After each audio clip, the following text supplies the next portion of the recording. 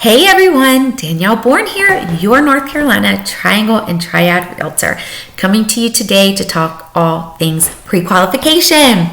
This is one of the toughest things for us realtors to get from our clients. I don't know why, because it's super simple, but it is one of the most controversial things and one of the hottest topics that realtors that I know are sharing. So here's the importance of a pre-qualification letter. And it's so important to have this on hand before you even meet with your realtor to talk about having any kind of real estate transaction occur. So you want to make sure that any home that you're looking at is something that you are truly able to afford. We don't want to set up showings for homes that are completely out of your price range and you fall in love with it and our hearts are so full and happy to find out that, hey, I need to get pre-qualified. We get you pre-qualified with a local lender and we find out you can't afford the home. Your hearts are broken and our hearts are broken for you. So we want to not have to go through that heartbreak. Second off, you want to interview your mortgage lender first. I always like this because number one, you want to make sure you get along with them. Number two, you want to build a know, like, and trust relationship with them, just like you would with your realtor, because they are experts in their field and they are going to know how to assist you with your situation. Here's another instance. If I have been working with a client who this home here was going to end up being a second home for just a short-term amount of time.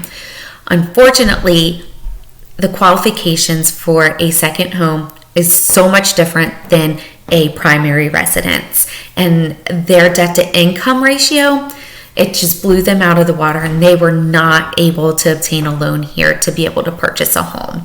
So that's another important reason to get a pre-qualification letter. Number one, you want to make sure it's current. Number two, you want to make sure that you have spoken with the lender. They know your situation and they will know whether or not you're even able to get a loan for that. And then with another situation here is that you walk into the home that you love. You're like, Danielle, we are ready to put an offer on this house right now. Well, guess what I need to have in my hand in order to submit your offer? I have to have this pre-qualification, pre-approval letter, or even proof of funds if you're a cash buyer in my hand to attach to the offer to purchase contract to send over to the seller with your offer. I have to have it, and it has to be within 30 days. That pre-approval has to be no more than 30 days old. I did have that same client where this was going to be a second home, but initially the pre-approval letter she was going off of was from April of 2022, where we know that interest rates were great. Unfortunately, the increase in the interest rate, it affected them being able to get a loan, and my heart broke for them. But we are still currently working together to get all the ducks lined up in a row so that they are able to come here and purchase their home and live in this beautiful state that we live in. So just some important information about pre-qualification letters and why they are so important.